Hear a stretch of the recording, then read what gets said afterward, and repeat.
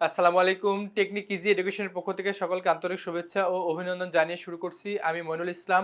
চলে আসলাম তোমাদের আরেকটি গুরুত্বপূর্ণ ভিডিও নিয়ে। তো আমরা এখন টাইপ ৩ নিয়ে আলোচনা করব। তো টাইপ ৩ আমাদের আলোচ্য বিষয় হচ্ছে হরিকেল ও সমতট অঞ্চল। দেখো বলছে হরিকেল ও সমতট অঞ্চল। দেখো এখন আমরা প্রশ্নে চলে যাই। দেখো বলছে যে ২৫ নাম্বারটা খেয়াল করো। বলছে সমতট জনপদটির ভূমি কেমন?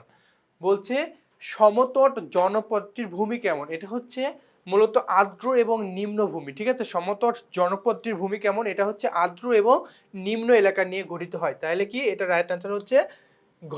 ঠিক আছে? এটা রাইট আনসার হচ্ছে ৪। সমতট জনপদটির ভূমি কেমন? এটা হচ্ছে আর্দ্র এবং নিম্ন। ঠিক আছে? এরপরে ২৬ নম্বরে যাই আমরা। দেখো ২৬ নম্বরটা একটু খেয়াল করো। বলছে যে বড়কামতা স্থানটি কোন জনপদের রাজধানী ছিল? দেখো বলছে বড়কামতা স্থানটি কোন জনপদের রাজধানী ছিল? এটা হচ্ছে মূলত তোমার আহ, হরিকেল, তাম্রলিপ্ত, সমতট না চন্দ্রদ্বীপ? বলতো এটা হচ্ছে সমতটের কি রাজধানী ছিল? বড়কামতা স্থানটি কোন জনপদের রাজধানী ছিল? এটা হচ্ছে সমতট অঞ্চলের রাজধানী ছিল এটা। ঠিক আছে? এটা মূলত কুমিল্লার একটি অংশের মধ্যেই পড়ে। ঠিক আছে? এটা হচ্ছে বড়কামতা স্থানটি কোন জনপদের রাজধানী ছিল? এটা হচ্ছে সমতট। ঠিক আছে? এরপরে ২৭ নম্বরটা একটু খেয়াল করো। ২৭ নম্বর বলতেছে যে খ্রিস্টপূর্ব কত সালে মৌর্য বংশের শাসন শুরু হয়? আমরা জানি খ্রিস্টপূর্ব ৩২১ খ্রিস্টাব্দে মৌর্য বংশের শাসন শুরু হয়ে থাকে। ঠিক আছে? খ্রিস্টপূর্ব এটা অনেকবার অনেক বইতে আছে, অনেকবার আসছেও। ঠিক আছে? এটা হচ্ছে ৩২১ খ্রিস্টপূর্ব কত সালে মৌর্য বংশের শাসন শুরু হয়? ৩২১ সনে। এরপর ২৮ নাম্বার দেখো। ওকে দেখো আমরা ২৮ নাম্বারটা এবার শুরু করতেছি। দেখো ২৮ নাম্বারটা কি? ২৮ নাম্বার বলতেছে যে মণিপুরী নাচ দেখে রিতার প্রাচীন একটি জনপদের কথা মনে পড়ে যায়। রিতার কোন জনপদের কথা মনে পড়ে যায়? দেখো এই কোশ্চিনটা তোমাকে আনসার করার আগে তোমাদের একটা জিনিস ভাবতে হবে। সেটা হচ্ছে যে মণিপুরী নাচটা বাংলাদেশের কোন অঞ্চলের নাচ? দেখো বলছে মণিপুরী নাচটা বাংলাদেশের কোন অঞ্চলের নাচ? আমরা জানি মণিপুরী নাচটা হচ্ছে বাংলাদেশের সিলেট অঞ্চলের নাচ।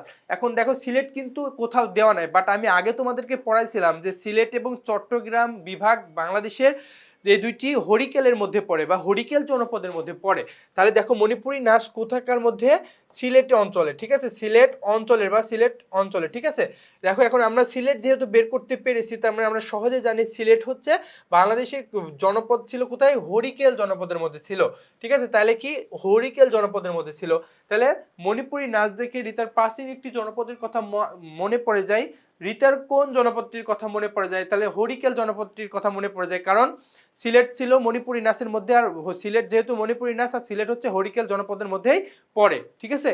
এ হচ্ছে বিষয়। এরপরে দেখো ২৯ শালবন বিহার কোথায় অবস্থিত? আমরা অনেকবার মূল বইয়ে পড়ছি যে কুমিল্লার শালবন বিহার। তাহলে কুমিল্লার শালবন বিহার মানে শালবন বিহার অবস্থিত হচ্ছে কুমিল্লায়। ঠিক আছে? এটার ২৯ এর আনসার হচ্ছে গ নম্বর। দেখো এরপর ৩০ নম্বরটা দেখো।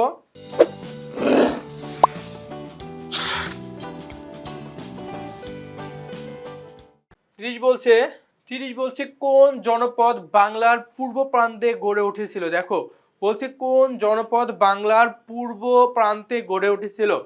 সমতট, চন্দ্রদ্বীপ, তাম্রলিপ্ত না হরিকেল? হরিকেল। দেখো হরিকেল জনপদটি সর্বপূর্ব প্রান্তে গড়ে উঠেছিল। ঠিক আছে? এটার আনসার হচ্ছে হরিকেল।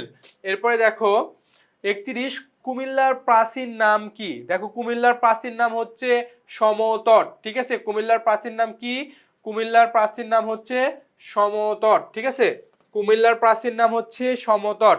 এরপর দেখো সিলেট কোন জনপদের অন্তর্ভুক্ত ছিল? সিলেট এবং কি বৃহত্তর চট্টগ্রাম কোথাকার অন্তর্ভুক্ত ছিল বলতো? হরিকেলের অন্তর্ভুক্ত ছিল। এটা দেখো মোস্ট ইম্পর্টেন্ট, এটা কিন্তু অনেকবার ভাবে আসলো, আমরা পড়লাম। এরপরে দেখো ৩৩ নং প্রশ্নে একটা উদ্দীপক আছে, সেই উদ্দীপকটা পড়ে আমরা নিচের প্রশ্নটা সলভ করব। দেখো বলছে খালিদ তার মামার সঙ্গে সিলেটের জাফলং কোথায়? একটা ভালো, সিলেটের জাফলং এ যায়। কোথায় যায়? সিলেটের জাফলং এ যায়। সিলেটে জাফলং বেড়াতে গিয়ে জানতে পারে যে বর্তমান সিলেট অঞ্চলটি একসময় একটি গুরুত্বপূর্ণ জনপদ ছিল। দেখো সিলেট সিলেট আমি বললাম একটু আগে, সিলেট এবং চট্টগ্রাম কোথাকার ছিল? হরিকেলে ছিল। ঠিক আছে? সিলেট এবং চট্টগ্রাম হরিকেলে ছিল। তাহলে এটা নিয়ে আর আমাদের ভাবা লাগছে না। দেখো হরিকেল যদি প্রশ্ন থাকে তাহলে এটা রাইট আনসার। উদ্দীপক কোন জনপদের অন্তর্ভুক্ত ছিল? এটা হচ্ছে হরিকেল, এই যে গ। ঠিক আছে? তাহলে সিলেট এবং বৃহত্তর সিলেট এবং চট্টগ্রাম দুটো মিলে কি হচ্ছে? হরিকেল জনপদটি গড়ে উঠছে, ঠিক আছে। এরপরে দেখো আরেকটা উদ্দীপক আছে 34, বলছে সাম্মি ঢাকা ও চট্টগ্রামের মাঝামাঝি অবস্থিত একটি জেলার লালমাই পাহাড় নামক স্থানে বেড়াতে যান। লালমাই পাহাড়, দেখো সাম্মির বেড়াতে যাওয়া স্থানটি প্রাচীন কোন জনপদের অন্তর্ভুক্ত ছিল? দেখো এটা হচ্ছে ক নম্বর, সমতটের অন্তর্ভুক্ত ছিল। কারণ লালমাই পাহাড় কি কুমিল্লার লালমাই পাহাড়, ঠিক আছে। তাহলে কি কুমিল্লা কোন অঞ্চলে ছিল? সমতট ছিল। দেখো লালমাই পাহাড় কোথায় অবস্থিত? কুমিল্লায় অবস্থিত, তাই না? লালমাই পাহাড় হচ্ছে কুমিল্লাতে। এগুলো হচ্ছে একটু ট্রিক্স, ঠিক আছে, তোমাকে প্রশ্ন দেখে এগুলো তোমাদেরকে বের করে নিতে হবে। লালমাই পাহাড় কুমিল্লাতে অবস্থিত, কুমিল্লায় লালমাই পাহাড় অবস্থিত।